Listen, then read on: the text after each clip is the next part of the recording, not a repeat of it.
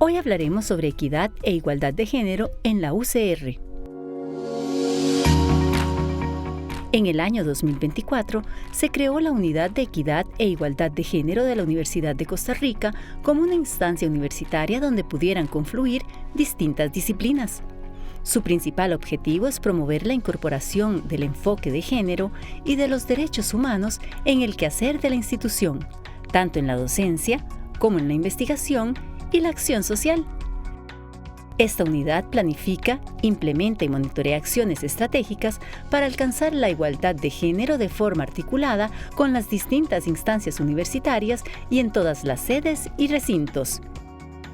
Y con ello, impulsar el diseño e implementación de políticas, programas y acciones que aborden las desigualdades de género en todas sus formas, para mejorar así las condiciones laborales y académicas de las personas de la comunidad universitaria. Para conocer más sobre este tema, nos acompaña Daniela Miranda Méndez, docente de la Escuela de Trabajo Social y asesora en materia de género en la Universidad de Costa Rica.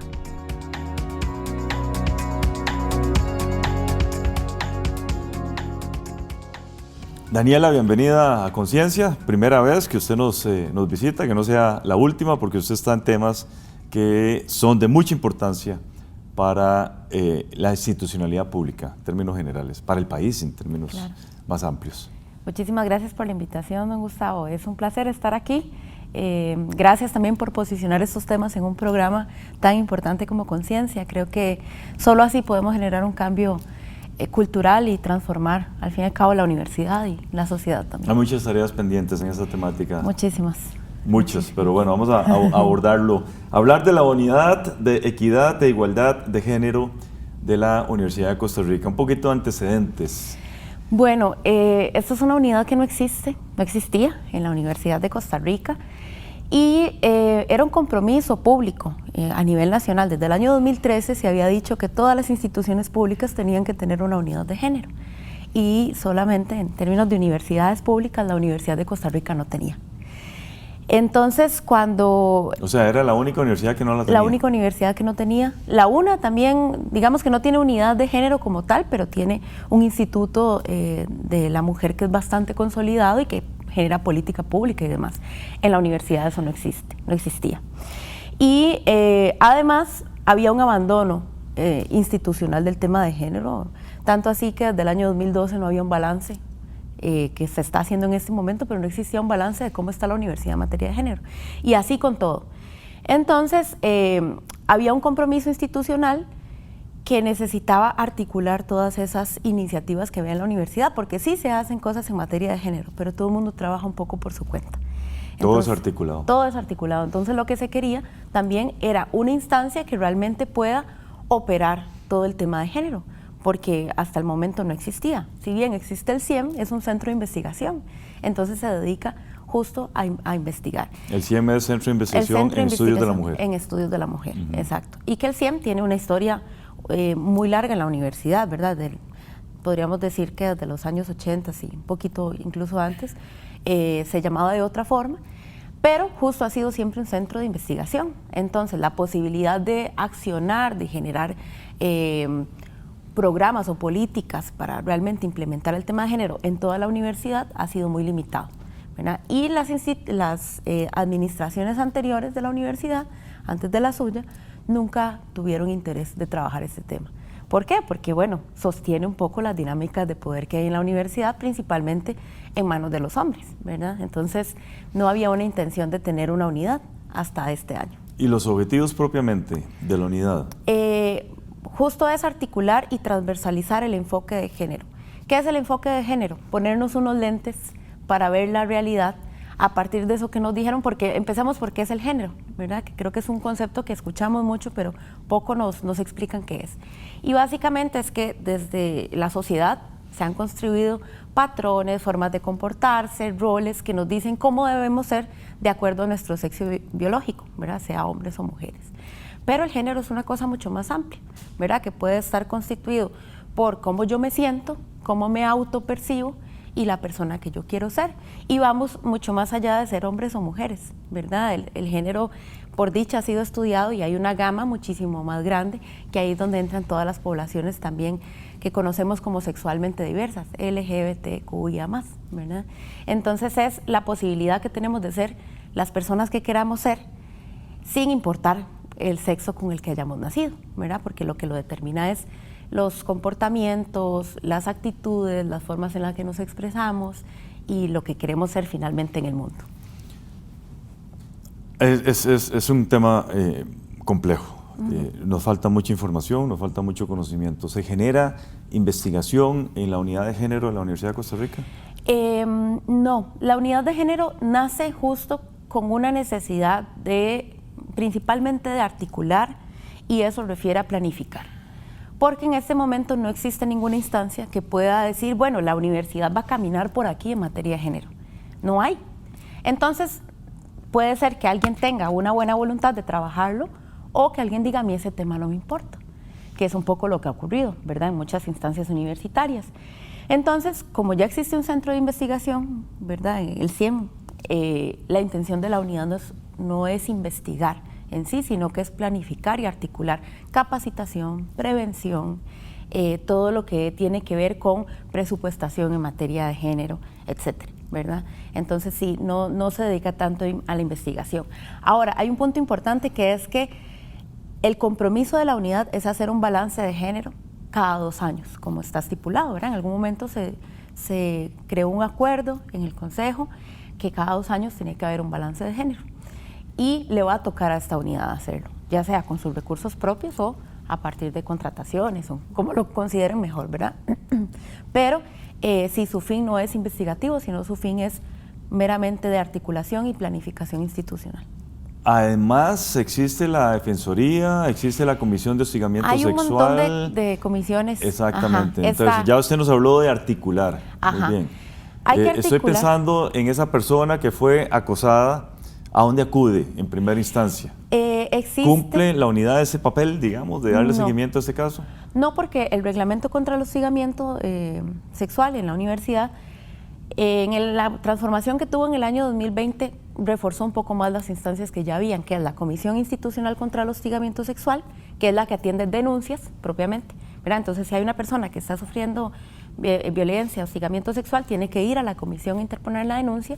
Y está la Defensoría contra el Hostigamiento, que la Defensoría se encarga de hacer un acompañamiento, ¿verdad? La persona llega y dice, es que me pasó esto, ¿qué puedo hacer? Y la puede acompañar a poner la denuncia, si la persona así lo quiere, y también le da un acompañamiento legal y psicológico, que eso es muy importante, ¿verdad? Entonces, hay unas instancias creadas un poco para promover la denuncia, pero también para que las personas no se sientan solas, ¿verdad?, en esa denuncia. Hay otras comisiones también, está la Comisión de la Diversidad Sexual, está la Comisión de la Discriminación, contra la Discriminación, y estas comisiones, lo que pasa es que han sido creadas un poco en el papel, ¿verdad? Eso fue creado por las administraciones anteriores y había una necesidad, hagamos una comisión. Y nadie decía pero cómo se iba a sostener esa comisión. No ha ido más allá. Claro, entonces son comisiones con personas con nombramientos ad honorem muchas veces, que no es funcional, porque hay un montón de casos que hay que tener en la universidad, pero ahí no hay recursos, entonces volvemos al punto. Permíteme hacer una primera pausa, ya regresamos.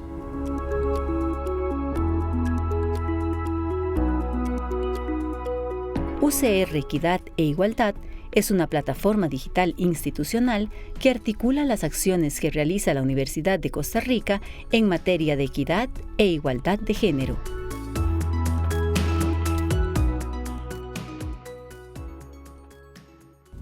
Gracias por continuar con nosotros aquí en Conciencia. Estamos hablando con Daniela Miranda Méndez, quien es la coordinadora de la Unidad de Equidad, de Igualdad de Género de la Universidad de Costa Rica, también docente en la Escuela de Trabajo Social de la Universidad de Costa Rica. Daniela, hablemos de brechas, datos actuales, compártanos cuál es la situación propiamente en la Universidad de Costa Rica.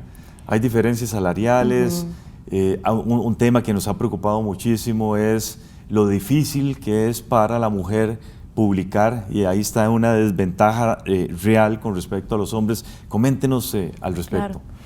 Bueno, el tema de brechas es bastante desalentador en la universidad. Justo en este momento que se está realizando el cuarto balance sobre el estado de la equidad y la igualdad en la universidad, las brechas se mantienen muy similares a hace 10 años.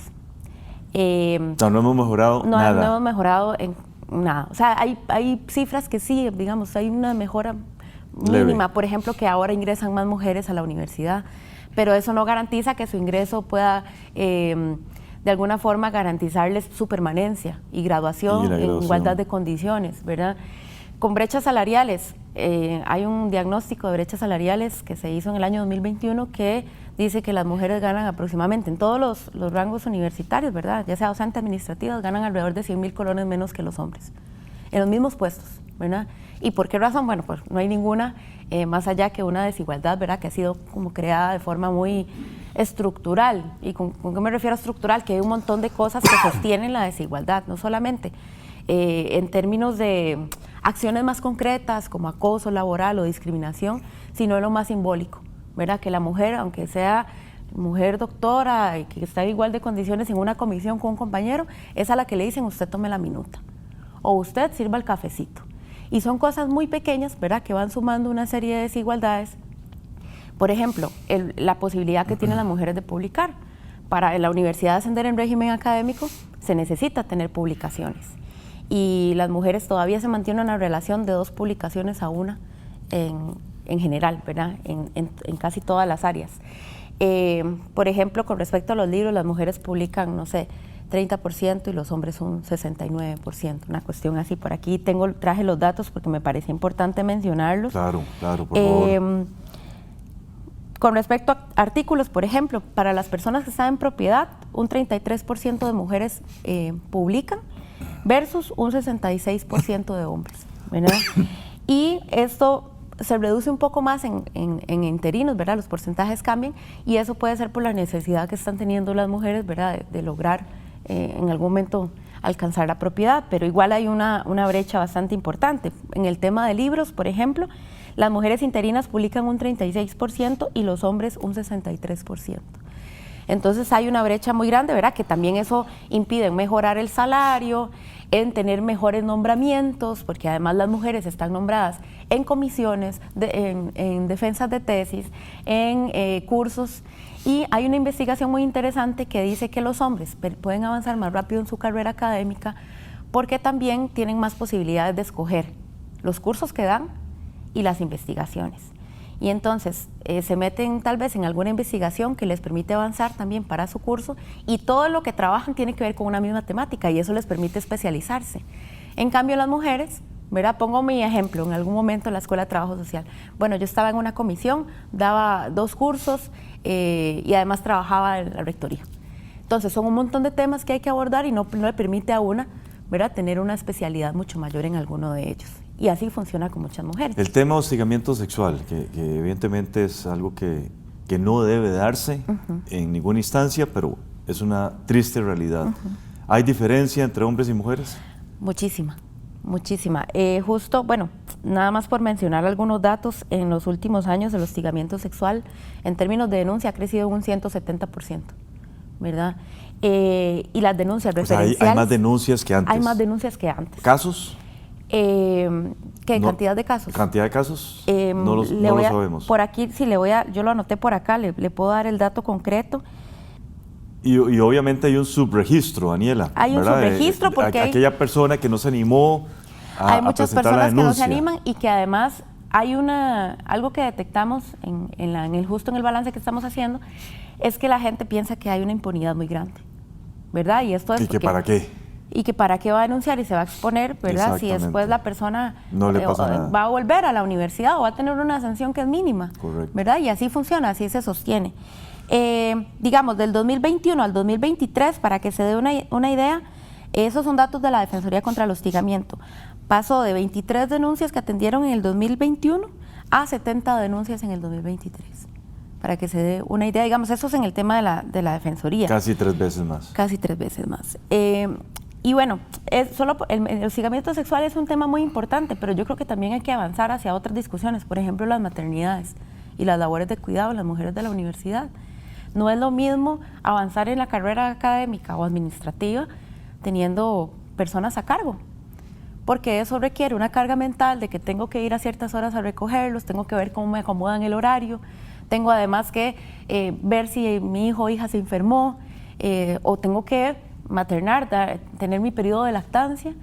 Y dentro de las discusiones que yo he podido tener con mujeres madres, lo que más pesa es que hay digamos, de alguna forma las mujeres las penalizan cuando son mamás en la universidad, porque les quitan su trabajo de investigación, porque cuando vuelven tienen que empezar a pelear por su horario de lactancia, aunque es un derecho, ¿verdad? Y además, de alguna forma, cuando ellas intentan ingresar de nuevo en esos espacios de mayor poder, es como, pero usted no es que tiene un hijo, una hija, vaya a su casa, dedíquese a criar, que eso es el rol de las mujeres, y seguimos reproduciendo esa división sexual del trabajo, donde las mujeres tienen que estar en la casa, en lo privado, y los hombres produciendo conocimiento en la universidad. Hay muchas cosas en la propia Universidad de Costa Rica, Dani, pero hay algo que a mí me llama poderosamente la atención, que es, y lo hemos conversado en otros escenarios, que hay unidades académicas que nunca han elegido a una mujer como directora de esa unidad académica. Y estoy hablando de 50, 60 años. A mí me llama muchísimo la atención porque son algunas, no en todas se da de eso. Lo mismo pasa con los decanatos, ¿verdad? ¿Por qué? ¿Será algo afín a una formación particular? ¿Qué estudios nos puedes comentar acá que justifiquen que en 60 años una unidad académica nunca ha elegido una directora? Tiene que ver con una concepción social. Permítame, porque me están informando que tenemos que hacer una pausa. Dejemos este tema para el tercer segmento. Ya regresamos.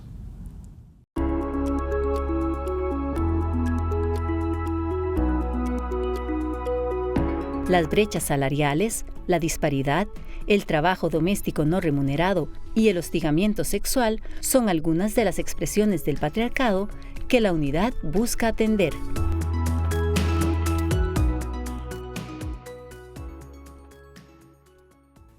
Conversamos con Daniela Miranda Méndez de la Unidad de Género de la Universidad de Costa Rica y también docente de la Escuela de Trabajo Social de esta institución. Yo le dejé planteada la pregunta, ¿por qué no hay directoras después de 60 años en las unidades académicas? No tiene que ver la profesión, dígame eso. No tiene que ver con un tema de capacidad, está demostrado que no va por ahí. Tiene que ver con un tema social que ha sido asumido de que hay carreras que son masculinizadas, así le llaman, o carreras feminizadas. Por ejemplo, carreras feminizadas, áreas relacionadas al cuidado, enfermería, trabajo social, psicología, las áreas principalmente de la salud o de las ciencias sociales. Y áreas masculinizadas, ingenierías principalmente. Y además esa situación de que no se han nombrado mujeres no tiene que ver más que con una relación de poder, de que es un espacio que ha sido siempre tomado por hombres y quiere seguir siendo tomado por hombres. Y que además se refuerzan un montón de estereotipos que traemos desde la educación secundaria. Mira, hay algunas investigaciones de aquí de la universidad que han ido a estudiar qué pasa en las aulas y las docentes diciéndole a las estudiantes, no, es que esa es una carrera para hombres.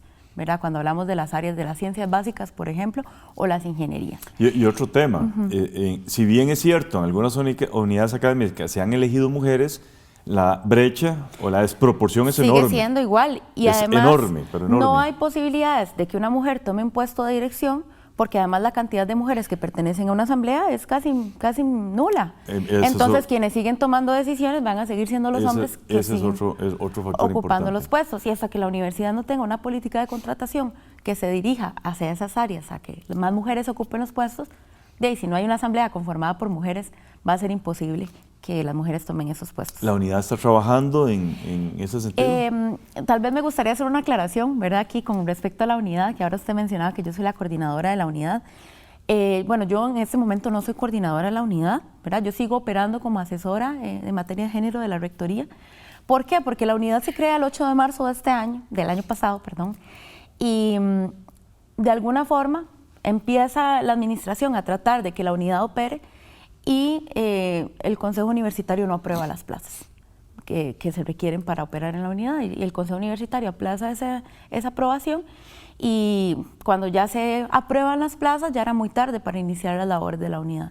Entonces la unidad no ha operado como tal, no ha tenido esa oportunidad porque no tiene las plazas requeridas para su funcionamiento, pero de alguna forma desde el equipo de género hemos empezado a asumir el trabajo que hace la unidad, ¿verdad? O que debería hacer la unidad, porque si no, si paramos, va a seguir el retroceso que hemos tenido. Hemos avanzado muy poco y se requieren más recursos para hacer un empujón en materia de género. Importante aclaración, gracias Daniela. Entre femicidios y muertes violentas contra las mujeres, creo que andamos ya entre 80 y 90, si la memoria no me falla. ¿Hace bien las cosas el gobierno para atender este tema? Para nada. El gobierno ha tardado demasiado en declarar una emergencia nacional, un estado de crisis. El gobierno hizo una conferencia de prensa hace como 3 meses y pregúntame si después volvió a decir algo. Todos los miércoles hay una conferencia de prensa y no se menciona la cantidad de femicidios. Hay hasta el momento 21 femicidios tipificados y alrededor de 48 que faltan, digamos, de definir si son femicidios o no. La tasa de femicidios de este año, del año pasado, ha sido abrumadora.